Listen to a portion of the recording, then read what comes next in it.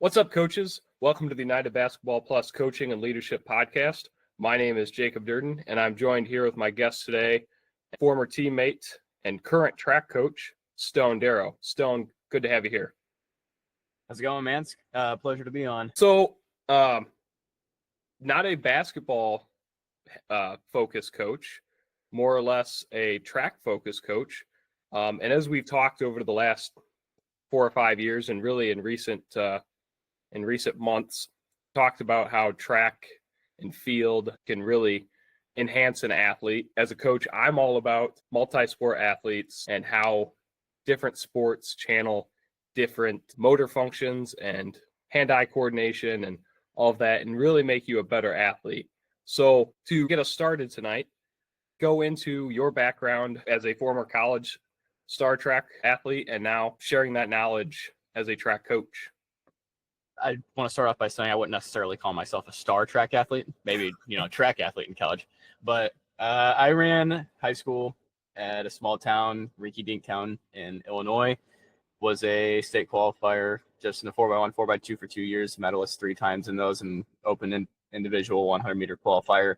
Went to run Monmouth College representing the hat today, so figured I'd throw that on there. In college, I was on barrage of relays and open individual events. I was a 7-time individual conference champion in the Midwest Conference and was a part of 7 Midwest Conference championship winning teams. So that's pretty cool.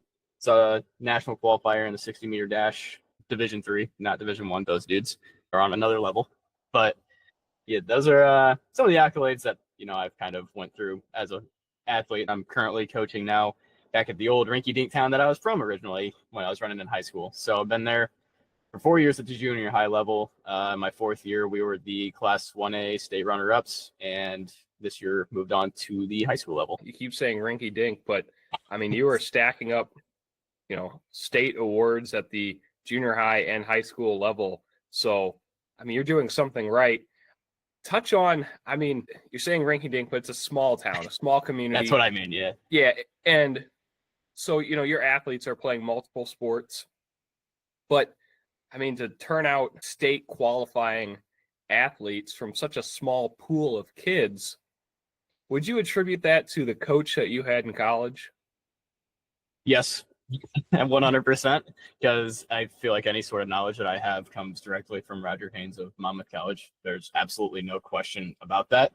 And, I've kind of taken all the stuff that I learned from him and the stuff that I'm currently learning, and, all the base level stuff comes from him, but I like to add my own flavor to it in every aspect, and as time has gone on, what originally was just like a carbon copy of what he had before is now kind of my own thing. But yeah, the baseline knowledge of everything definitely stems from Roger Haynes. And not only are you a high school and junior high track coach, but you also run Project Sprint.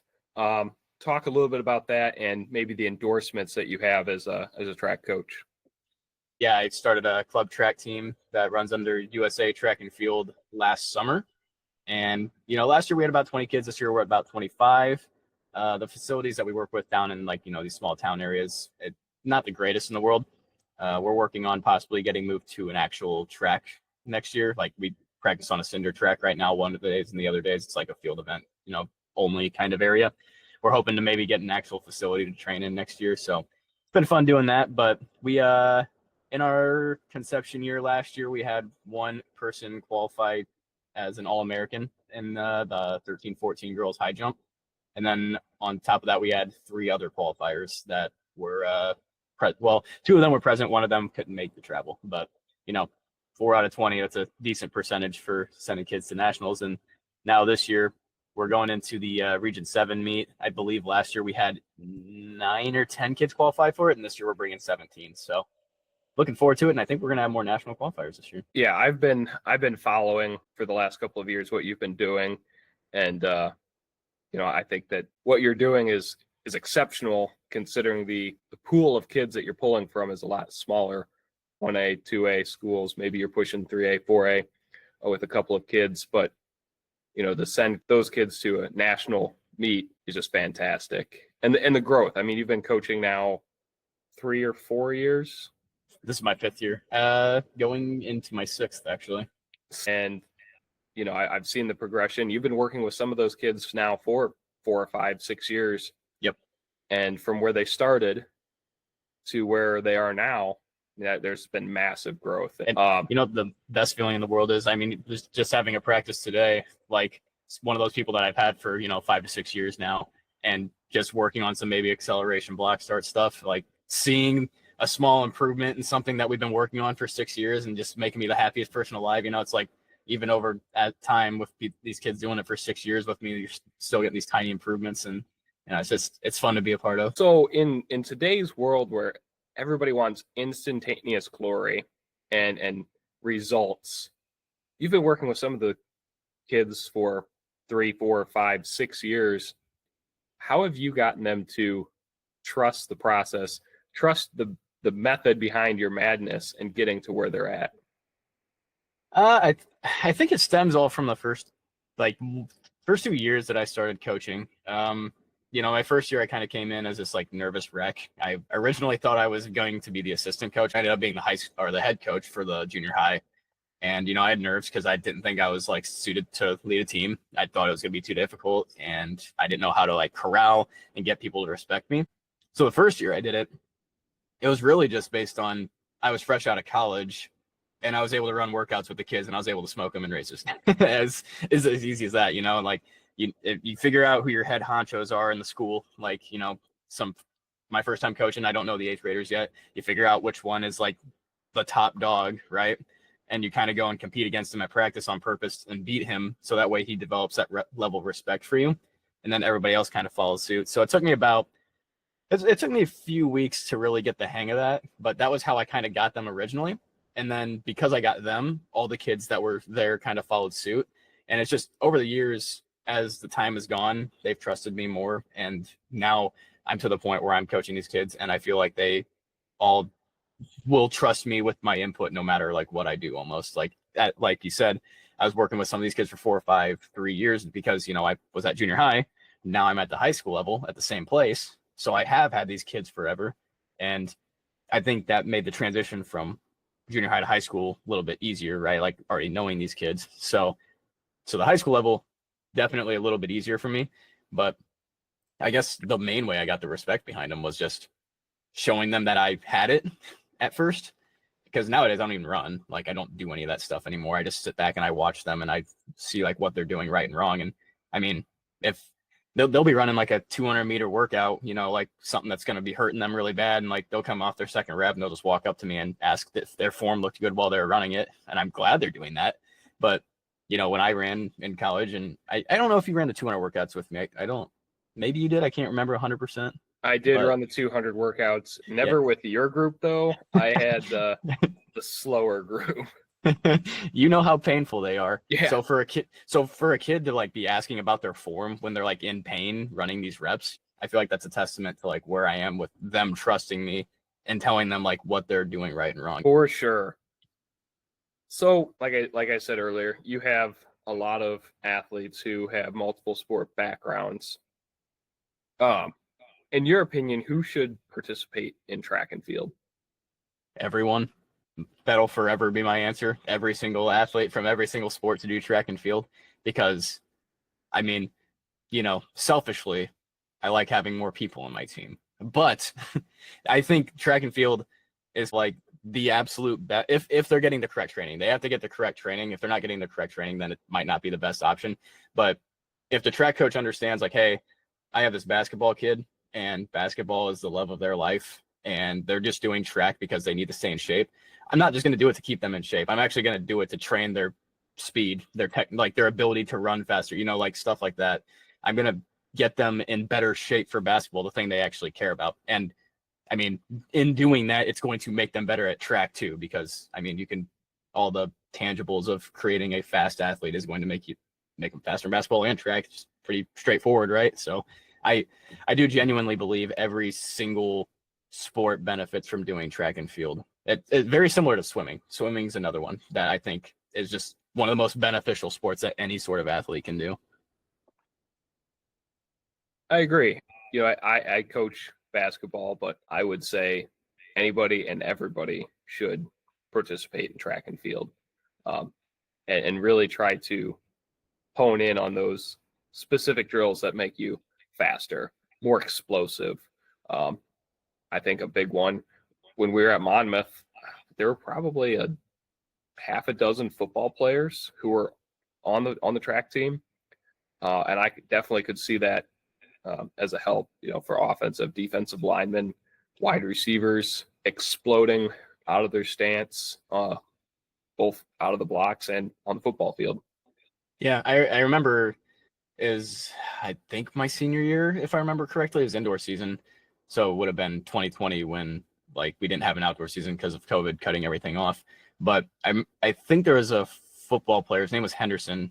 Correct me if I'm wrong. He was like our top running back, and he was super fast, right? Mm-hmm. And he was able to shed time off throughout the entire indoor season. So directly translated to the next season for him, right? Like all he did was get faster for football the next year, right? And like we're not talking just because he's better out of the blocks. He understands the concepts of putting his feet back underneath his hips to push more effectively, and all the basics of that. Like when you're up at your top speed, like just staying taller, all that fun stuff. Like he understood the concepts that you need to understand to become a faster athlete, right? Definitely. The one that I was thinking of was Joe Crawl. He was in the hammer and weight and throw, but even the throwers ran a lot of, if not all of, the same drills that these sprinters were running, because you have to have similar, and you can use the correct terminology. Cut me off when I start using incorrect terminology, but you have to have the same explosiveness in the ring, throwing the hammer, as you do coming out of the blocks. Because if you don't, you're going to be short on the throw, or you're going to be behind in the sprint. Yeah, I would say like everything comes back to explosiveness and speed. I mean, like just in general. I mean, I don't know if you remember back when we were in Monmouth, the formula that we based all of our training off of force times time, right? It's like basically the amount of power you can output and how fast you can do it. That's what's going to get you to your best overall speed. Those are the two equations to the formula, or whatever you want, two variables to the equation. Like the explosiveness and speed at takeoff. I always call it speed at takeoff, even in the throwing events. I know it's not probably the perfect terminology, but it's what you say in jumps, so I just say it for throws as well. Speed at takeoff, speed at lift off, whatever you want to call it. It's the most important thing for every single field event. And you would think, oh no, those guys are just throwing things, or oh no, they just got bunnies. No, they're the speed at which they are starting their run throughs or their spins at, like that is what's making the thing they're throwing, or how they're jumping in the air. That's what's making you travel farther, right? Like it's all because of the speed. It's the most important thing, no question. Yeah, I mean those terms, track terms, are used synonymously across all sports.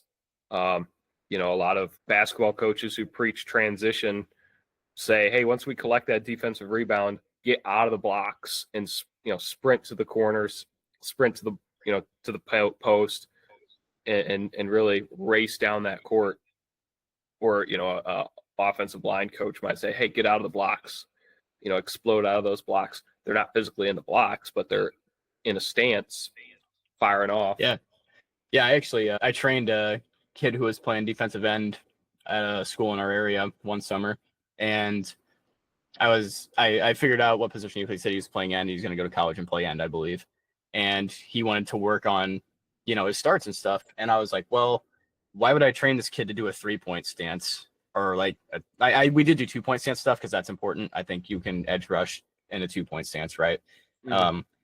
But a lot of people, like he's probably going to play a little bit of interior as well. And in interior, you need to do 4-point stances. So I never taught 4-point stances before, but I told him to line up how he normally would, and I was able to help him correct his shin angle and stuff like that. So then some of the days we'd come in and do we call them acceleration days, where we're just working on like the first 10 meters of our run, aka shooting out of the blocks, starting your run, right? And I practiced it from a 4-point stance, and he was just going from 4-point and just accelerating as fast as he could, as powerfully as he could. And he started getting the hang of that, and he was able to directly correlate that into his play style. Yeah. You've said a couple of terms here, and it made me think of a question. When we ran, there were a lot of drills, and just like there are a lot of drills in basketball, and everybody has a different name for the drill. Yes, and they do. If you remember, you'd go on a Tuesday or Thursday to practice in college. It'd be the same drill, but it'd have a different name. And that happens a lot in basketball. Okay, we're running the Tennessee drill, and everyone's like, oh, what's that? Well, that's just continuous 3-on-2. So as a coach, I've tried to develop a lot of what people call sticky language that I'm using all the time to talk about, positions on the basketball floor, drills, actions. One of the things we say is, get to the lock corners. So when we're running in transition, we want to run to the corners. So my question, what kind of sticky language have you developed? So I know a controversial one, and I know this is one in the track and field world that a lot of people don't like, and I'll never quite understand why people don't like it. It's drag and drive, and I'm sure you remember this one. This is a big one at Monmouth, and Yep. The idea and the concept behind drag and drive is when you are starting out of your blocks or from a 2-point start or however you're going, like we emphasized dragging our toe through the ground on the first 3 steps. I'm not saying like put your entire foot in the ground. I'm saying like the top of your toe on through the ground on your first 3 steps. Now, do I want somebody to run like that in a track meet? No. But if I tell them to train that way and it becomes like a natural habit of theirs, once they've trained it a million times over, when I tell you go run in a track meet, they're going to keep their foot low to the ground and it's not going to drag through the ground. And if it does drag through the ground, I'm going to teach them to get their foot up a little bit higher when they start, obviously, because we don't want to like be dragging the ground. It's going to slow you down a tiny bit, right? But the whole concept of it is so that we are driving our knees and our hips forward out of the blocks, right? We're trying to push forward. We're not trying to stand up, because if we pick the heel up when we're starting, our body and our shin angles are going to naturally go from right here and start pointing upwards, and we're going to lose that power output behind us, right? So we have to drag and drive. It forces them to actually push the way I want them to, and it's gonna be easier for them to triple extend on their legs. It's going to be easier for them to not bend at the waist and lose power and all this fun stuff, right? And that's easily one of my first terms, but there's other ones like high knees. It's not like traditional high knees, right? Like a lot of kids are going to go high knees up to their chest. I go till your knee is hip level. That's what a high knee is for me. And the whole idea is just striking back under our center of mass powerfully. It's an acceleration drill basically. And then we do butt kickers. And traditionally you kick the back of your butt, right? But for butt kickers, for me, you're kicking the bottom of your butt. So when your heel goes behind you in your cycle, you're getting back to the bottom of your butt instead of behind it. So that way it creates more front side when we're running, right? And just applying these, and obviously high knees and butt kickers are like very common terminology, but I've changed the meaning of what those are to kids. And I have gone into other practices where they're, or even PE's classes, because I work in the building, and I've seen them doing butt kickers, and I'll see the track athletes kicking the bottom of their butt and everyone else is kicking the back. And I'm like, yeah, they know what butt kickers are. So you used a couple of terms there: drag and drive, cycle, shin angle. All are terms in how you're developing your athletes to get faster. In simple terms, how does someone get faster? In simple terms? Well, I know you've got your sticky language. How would you process it out? I'd say the easiest way to get faster is through lifting, honestly. That might be the easiest way, through lifting and plyometrics, because the running stuff itself, you need to do it to get faster. But the running aspect of it is the hardest part to understand. Like, you can go in and teach a kid how to power clean in 1 rep or 2 sets maybe, and they'll have it perfect. Give them lightweight, make it easy on them, have them understand the technique. And once they get it, you start putting that weight on, you move that bar fast and powerfully and explosively, and they're just going to get faster, right? Plyometrics, just bounce off the ground, be elastic, whatever, like pogo jumps, for example, just bounce off the ground and you're just going to be faster, right? It's pretty, so that's the easiest way. Now, if I wanted to say in the actual sprinting world way, I would say learn your maximum velocity mechanics and your acceleration mechanics. And like I said, much easier said than done. That's 2 of the hardest things that you can do. But say you're running like a 400 or 100, literally any sprint. The easiest things that you can do are control your arm swings and keep your head still and keep your body tall, right? Those are, in my opinion, the easiest things that you can do to just elongate your strides and make you faster. And I'm not saying stride out. I'm saying we are putting our body in the correct like postural position to just create extra distance on our steps, right? That is how you create speed. You create the distance and the amount of force that you output to gain time, right? Like, so I always use the example I tell my kids. I was like, if you have me, Stone Darrow, right here, and then a carbon copy clone, Stone Darrow B over here, who's going to win the race between a guy who takes 24 steps and 26 if their form's perfect? It's going to be the guy who takes 24 steps because his form's perfect and he's outputting more force. He's going the same speed. He's just taking less steps because he's creating more distance, right? Mm-hmm. So that's and the easiest way to do it. That was what I was hoping to hear from you. I like that you touched on weights because we both graduated high school in the same year. I can tell you how much time I spent in the weight room. It was just the summer months. Never really knew how to use it as a tool. I'm sure you can say that you're coming from the same boat. Yeah, for sure. I mean, when I came out of high school, it was like, just go lift, basically. I didn't know there was a rhyme or reason to why we're doing it, you know? Yeah, and our form probably was not great at all. I lifted mainly for football, so that was just throw as much weight on as you can. If you can move it, that's good. Who cares about the form? That's power, developing power, right? That's not good for a sprinter. That's not good for someone who wants speed, right? To throw all the weight on in the world, keep the weight lower, move the bar faster. That's how you're going to get faster. Yeah, but the ones that understand that and have bought into that and have maybe seen results from that are the ones who are going to have more success. Mm-hmm. For sure. You know, I'm not saying that, hey, you've got a kid in junior high, they need to be hitting the weight room every day. You know, there's benefits from varying programs. Like you have to program to the kid. Yeah, I will say that when I was a junior high coach, I actually didn't have them lift at all. I mean, I was taking 5th through 8th grade, and I'm in a unique situation where I was like the only coach for 4 years. I didn't have an assistant. We had 30 to 40 kids on our teams. So I couldn't just, my philosophy was always, I would take 8th graders into the weight room that were ready, but I can't send 5 kids into the weight room and then have 35 other kids that I'm watching and leave the 5 kids. Yeah, you can't do that, right? Right. So my philosophy is always, we're just not going to lift. We're just going to focus on the basics and the mechanics of track and field.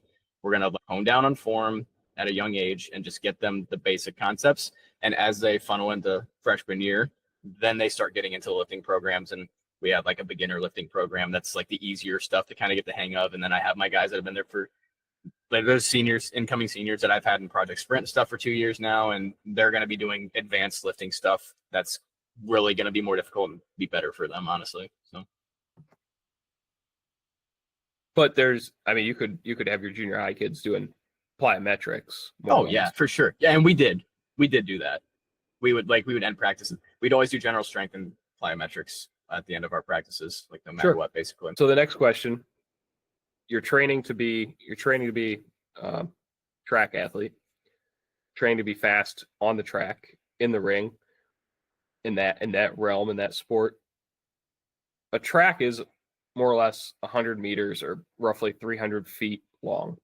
A basketball court is only a third of that, you know, somewhere between 90 and 100 feet long. If you're a really good high school sprinter who understands the race model for, say, a 100-meter dash, what are some things that you could do to turn around and apply that to be faster on the court?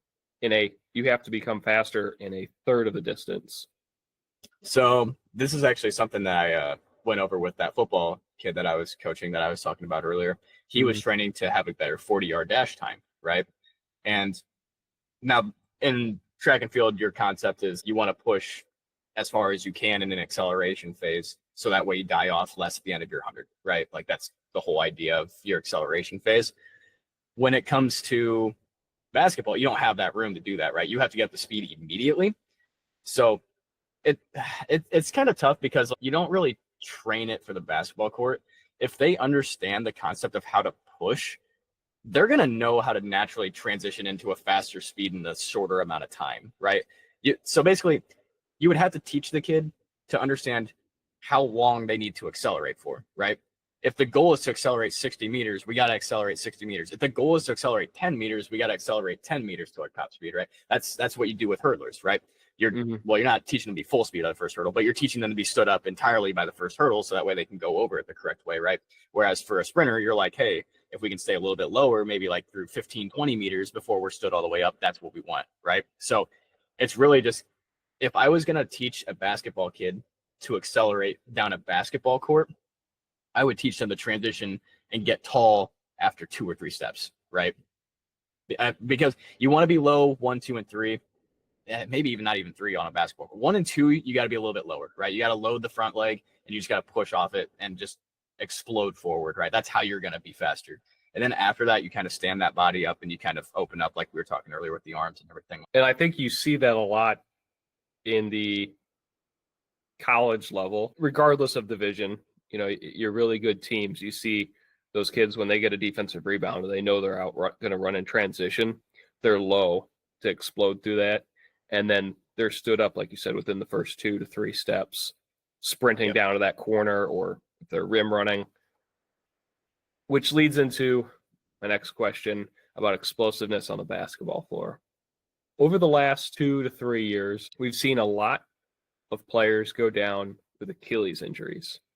And I was talking with my brother on a podcast last week. There's been a lot of Achilles injuries, calf strains, ACL tears, really debilitating stuff in the lower half of the body. Growing up, and again, we graduated around the same time. Growing up, the first time I had ever heard of an ACL tear was when Derrick Rose tore his ACL in 2011. So we're now 14, 15 years removed from Derrick Rose. And in the last 2, 3, maybe 4 years, seen a lot of lower body injuries. What, and they've talked about, I've seen it all over social media. They've talked about it, but what can we do to try to start to mitigate that? Without going into we need to rehab our kids and athletes more properly in professional sports argument, I will say, if you want to, go into the running atmosphere of it, you got to put your feet in the right spots and put yourself at the least susceptible position to injure yourself, right? So the Tyrese Halliburton Achilles tear in the NBA Finals Game 7, if you watched what happened, he was trying to push off of his back foot. I mean, obviously, he already had the calf strain, so there was obviously not much wiggle room to have an issue there. But he was pushing off his back foot. You don't push off your back foot. That's not in the correct pushing position. You have to push off the foot that's under your center of mass or underneath your hips, right? That is how you're going to be able to explode towards the basket. So just being able to understand, like, where you need to push from, where your foot needs to land, right? Another example would be when you're at top speed. I stress front side mechanics, sorry. And what that means is, like, we're trying to we want our feet to not be behind us as much as they are in front of us, right? So some kids will think of that and be like, oh, we're going to overstride. But if you overstride, you're going to land significantly farther in front of your center of mass. And when I say center of mass, I'm talking basically between your hips. I mean, that's the easiest way to explain it, like, for you guys to understand, right? So center of mass is right underneath our hips.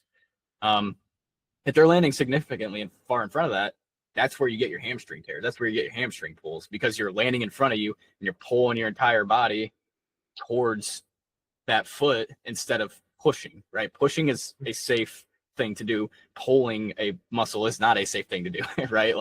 We know that. So it really just understanding running mechanics and how to properly, push and use your muscles will help prevent injuries. And that isn't the number one thing. In my opinion, the number one thing is rehabbing and stuff. But like I said, I'm not going into that. Well, then that's going to lead me into my next question here. Do you think that specialization in sport is leading to the increase in injuries in young athletes?